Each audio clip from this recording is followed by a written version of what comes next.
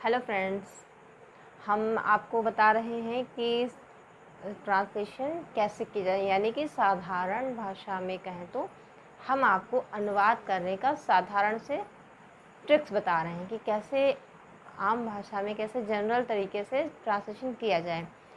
इससे पहले की वीडियो में हमने आपको प्रेजेंट के सारे पार्ट बताए थे, जैसे present indefinite, present continuous, present perfect and present perfect continuous. ये चारों पार्ट्स हम आपको पिछले वीडियो में बता चुके हैं। तो अगर आपको इनसे रिलेटेड कोई भी जानकारी चाहिए तो आप पिछले की वीडियो देख सकते हैं। आज की वीडियो में हम पास्ट टेंस शुरू कर रहे हैं। तो हम पहला पास्ट टेंस का फर्स्ट पार्ट आपको बताएंगे, जो है आपका पास्ट इंडेफिनिट। पास्ट इंडेफिनिट जैसे आप देख रहे हैं यहाँ पे लिखा हुआ है पास्ट इंडेफिनिट। पास्ट इंडेफिनिट की क्या पहचान होती है? या, ई, था, ता, था, ते थे, यानी कि जो भी काम होता है वो पास्ट यानी कि बीते समय में हो चुका होता है, वो पास्ट टेंस के होते हैं। अब हम आपको सिंपल से रूल्स बता रहे हैं कि कैसे इनको ट्रांसलेशन किया जाता है। अगर इंग्लिश में सेंटेंस दिए गए हैं और आपको पहचानना है कि वो कौन सा टेंस का है, तो इसमें सब्जेक्ट के बाद आपके वर्ब की सेकेंड फॉर्म आती है। वर्ब की सेकेंड फॉर्म सिर्फ पास्ट इंडेफिनिट में ही यूज़ होती है, जबकि थर्ड फॉर्म आपकी परफेक्ट टेंस में यूज़ होती है, चाहे वो प्रेजेंट परफेक्ट हो या पास्ट परफेक्ट हो या फिर फ्यूचर परफेक्ट हो। परफेक्ट में थर्ड फॉर्म का यूज़ करते हैं, वर्ब की सेकेंड फॉर्म का यूज़ सिर्फ पास्ट इंडेफिनिट में ही होता है। तो जहाँ पर भी बस वर्ब की सेकेंड फॉर्म दी होगी तो आप ये समझ जाइएगा कि वो पास्ट इंडेफिनिट का ही है, क्योंकि पास्ट इंडेफिनिट में कोई हेल्पिंग वर्ब या जिसको ऑक्सिलरी वर्ब भी कहते हैं उसका यूज़ नहीं होता है, जैसे कि प्रेजेंट इंडेफिनिट में होता है। प्रेजेंट इंडेफिनिट की भी कोई भी हेल्पिंग वर्ब नहीं होती है, वैसे ही इसमें भी कोई भी हेल्पिंग वर्ब नहीं होती है। प्रेजेंट इंडेफिनिट में वर्ब की फर्स्ट फॉर्म का यूज़ करते हैं और वर्ब में यस या यस का यूज़ होता है। उसी तरह पास्ट इंडेफिनिट में सिर्फ वर्ब की सेकेंड फॉर्म यूज़ होती है। बस चलिए, अब हम आपको इसके रूल्स बताने जा रहे हैं कि पास्ट इंडेफिनिट के क्या रूल्स होते हैं और कौन से रूल्स किस टाइप के सेंटेंस में अप्लाई होते हैं। तो पहले हम बात करेंगे अफर्मेटिव सेंटेंस की। अफर्मेटिव सेंटेंस यानी कि सकारात्मक वाक्य। तो सबसे पहले आपका आता है सब्जेक्ट। सब्जेक्ट यानी कि सेंटेंस में जो भी मेन होता है या जिसके बारे में हम बात करते हैं या जिसके द्वारा कोई काम किया जाता है उसको सब्जेक्ट कहते हैं। इसके बाद आपकी आती है वर्ब की सेकेंड फॉर्म। वर्ब की सेकेंड फॉर्म का यूज़ करते हैं। इसके बाद आपका ऑब्जेक्ट आ जाता है। ये है आपका पास्ट इंडेफिनिट का अफर्मेटिव रूल। इसके अफर्मेटिव रूल बनते हैं। इसके बाद हम आपको बताएंगे निगेटिव का रूल, और निगेटिव के बाद हम आपको इंट्रोगेटिव रूल बताएंगे। उसके बाद हम आपको इसका एग्जाम्पल भी बताएंगे कि किस तरह से इन रूल्स को अप्लाई करके हम ट्रांसलेशन करते हैं। अब ये निगेटिव का रूल होता है, इसमें भी सबसे पहले हम सब्जेक्ट का यूज़ करते हैं और सब्जेक्ट के बाद डिड नॉट। जैसे कि पास्ट प्रेजेंट इंडेफिनिट में डू या डज नॉट का यूज़ करते हैं, वैसे ही पास्ट इंडेफिनिट में सिर्फ डिड नॉट का यूज़ होता है। डिड नॉट के बाद आपकी वर्ब की फर्स्ट फॉर्म का यूज़ करते हैं, यानी कि अगर डिड सेंटेंस में यूज़ होता है तो वर्ब की फर्स्ट फॉर्म का यूज़ होगा। अगर सेंटेंस में डिड का यूज़ नहीं है, जैसा कि अफर्मेटिव में होता है, अफर्मेटिव में डिड का यूज़ हम नहीं करते हैं, तो हम वर्ब की सेकेंड फॉर्म यूज़ करते हैं। जबकि निगेटिव में अगर डिड का यूज़ है तो फिर वर्ब की फर्स्ट फॉर्म आती है और उसके बाद हम ऑब्जेक्ट लिखते हैं। अब हम आपको इसका इंट्रोगेटिव बताएंगे। ये सिंपल से रूल्स हैं, इनको समझने की बस ज़रूरत है, बाकी ट्रांसलेशन करना इतना मुश्किल नहीं होता है। अब हम आपको बताने जा रहे हैं इंट्रोगेटिव रूल्स, यानी कि प्रश्नवाचक सेंटेंस यानी कि वाक्य। इंट्रोगेटिव में सबसे पहले हम डिड का यूज़ करते हैं। डिड, अगर हमारा क्वेश्चन जिसका आंसर हम यस या नो में दे सकते हैं उसमें सबसे पहले हम डिड का यूज़ करेंगे। इसके बाद सब्जेक्ट आपका आएगा, फिर आपकी आएगी वर्ब की फर्स्ट फॉर्म, इसके बाद हम यूज़ करेंगे ऑब्जेक्ट का। अगर आपका क्वेश्चन ऐसा है जिसमें आपको रीज़न देना पड़ रहा है तो उसमें सबसे पहले हम क्वेश्चन वर्ड होगा हम उसको लिखेंगे, जैसे वाई, व्हेन, व्हाट, वेयर, ये क्वेश्चन वर्ड होते हैं जो प्रश्नवाचक शब्द जिनको कहते हैं, जो प्रश्न पूछने का काम करते हैं। अगर क्वेश्चन में हमारे सेंटेंस में वो दिया है तो सबसे पहले हमें वही वर्ड लिखना पड़ेगा, उसके बाद हम डिड का यूज़ करेंगे। इसके बाद सब्जेक्ट आपका आएगा, सब्जेक्ट के बाद हम वर्ब की फर्स्ट फॉर्म का यूज़ करेंगे क्योंकि हमने यहाँ पे डिड का यूज़ किया हुआ है, इसीलिए वर्ब की फर्स्ट फॉर्म आएगी। वर्ब की फर्स्ट फॉर्म के बाद आपका ऑब्जेक्ट आएगा। ये है इंट्रोगेटिव के रूल्स। तो ये 3 रूल्स हैं, एक अफर्मेटिव का, एक नेगेटिव का और एक इंट्रोगेटिव का। इंट्रोगेटिव में बस इसमें सिर्फ क्वेश्चन वर्ड ऐड करना होता है, बाकी अलग से कोई रूल नहीं है इसका। ओके, अब हम आपको बताने जा रहे हैं इसका एग्जाम्पल, ताकि आपको अच्छे से समझ में आ जाएगा कि हम आपको क्या बताना चाह रहे हैं। तो सबसे ट्रांसलेशन करने के लिए सबसे ज़्यादा ज़रूरी है कि जो रूल्स मैंने आपको बताए हैं, इन रूल्स को बहुत ही ध्यान से समझना है।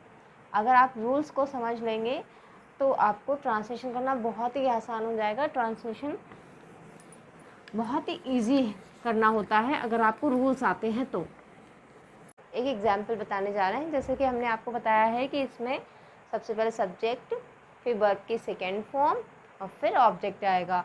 हर वर्ब की 3 फॉर्म्स होती हैं, यानी कि फर्स्ट फॉर्म जो प्रेजेंट में यूज़ होती है, सेकेंड फॉर्म जो पास्ट इंडेफिनिट में यूज़ होती है और थर्ड फॉर्म जो परफेक्ट में यूज़ होती है। For example go, go means जाना, जाना एक वर्ब है, ये एक सिंपल सी वर्ड है गो।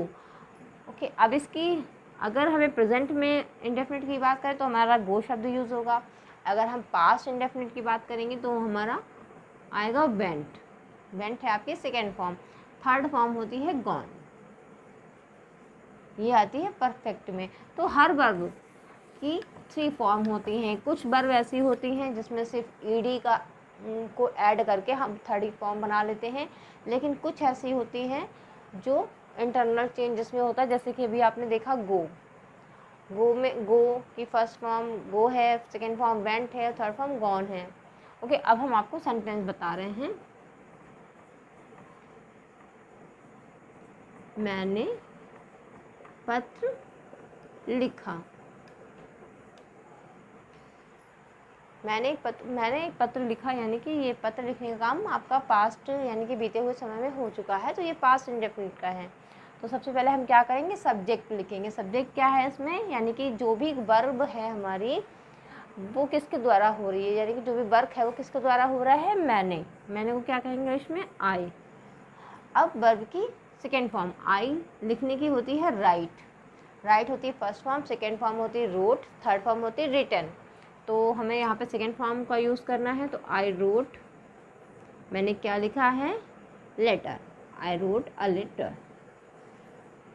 मैंने एक पत्र लिखा।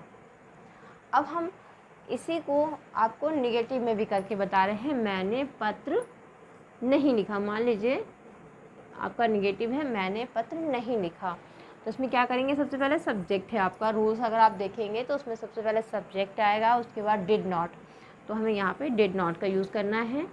यहाँ निगेटिव में जैसे आपने देखा था प्रेजेंट में डू या डज यूज़ होते हैं। डू लगता है प्लूरल के साथ, डज लगता है सिंगुलर के साथ, लेकिन यहाँ पे डिड सबके साथ यूज़ होता है, चाहे वो सिंगुलर हो या फिर प्लूरल हो।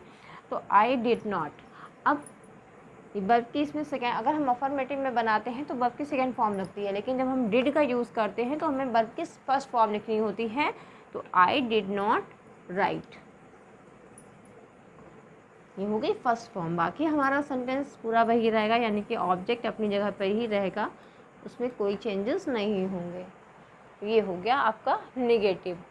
अब हम इंट्रोगेटिव की बात करते हैं, यानी कि इंट्रोगेटिव सेंटेंस कैसे बनेगा। अगर हम यहाँ पर क्या, मैंने पत्र लिखा, मैं फिर से आपको लिख के बता रही हूँ, क्या मैंने पत्र लिखा। तो इसका आंसर हम यस या नो में दे सकते हैं, लिखा है या नहीं लिखा है, तो यस या नो में हम आंसर दे सकते हैं। तो हमें क्या करना है, इसमें सिर्फ हेल्पिंग वर्ब को आगे लिखना होता है। फॉर एग्जांपल डिड जो हमारा निगेटिव में यूज़ होता है उसको पहले लिखेंगे, डिड आई। जब डिड है तो वर्ब की फर्स्ट फॉर्म ही आएगी आपकी, did I write a letter. ये हो गया आपका सिंपल इंट्रोगेटिव। अगर हम बात करें कि मैंने पत्र में क्या लिखा, मैंने पत्र में क्या लिखा, अब हमें इसमें बताना पड़ेगा कि ना कि मैंने पत्र में क्या लिखा है। तो ये है हमारा क्वेश्चन वर्ड, तो हमें सबसे पहले इसी को लिखना पड़ेगा व्हाट। फिर आपकी आएगी डिड, व्हाट डिड। फिर सब्जेक्ट व्हाट डिड आई। फिर आपकी आएगी verb, what did I write. किस में लिखा, इन द लेटर।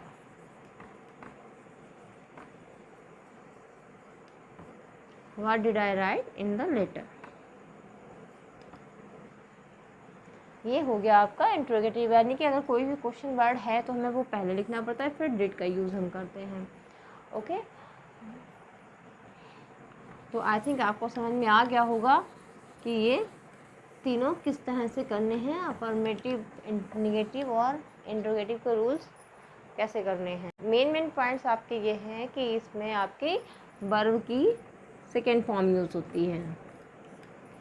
ओके, लेकिन जब हम डिड का यूज़ करते हैं नेगेटिव में डिड नॉट यूज़ होता है, या इंट्रोगेटिव में भी डिड का यूज़ होगा, तो इसमें हमें वर्ब की फर्स्ट फॉर्म का यूज़ करते हैं। जब भी हम डिड लगाते हैं तो वर्ब की फर्स्ट फॉर्म यूज़ करते हैं। अगर डिड हमारे सेंटेंस में नहीं है तो वर्ब की सेकेंड फॉर्म आएगी। तो मेन चीज़ें आपको वो ध्यान रखनी है, रूल्स कायदे से समझ लेने हैं। तो अगर रूल्स आपको अच्छे से समझ में आ जाते हैं तो ट्रांसलेशन करना बहुत ही आसान हो जाएगा। पास्ट इंडेफिनिट में कोई भी काम पास्ट में होता है, यानी कि बीते हुए समय में होता है, जिसमें या, ई, ता, था, या कोई भी वर्क जो होगा वो पास्ट में टेंस में होता है, यानी कि बीते हुए समय में हो चुका होता है। और पास्ट इंडेफिनिट वर्ब की सेकेंड फॉर्म आती है, डिड लगने पर वर्ब की फर्स्ट फॉर्म का यूज़ होता है। तो अगर आप ये रूल समझ लेंगे अच्छे से तो आपको ट्रांसलेशन करना बहुत ही आसान होगा। और इस नेक्स्ट वीडियो हमारी होगी पास्ट कंटिन्यूअस की। तो ये वाली वीडियो हमारी आपको अच्छी लगी या नहीं तो इस कमेंट करके ज़रूर बताइएगा, और प्लीज़ वीडियो को लाइक और सब्सक्राइब करना ना भूलिएगा। Thank you.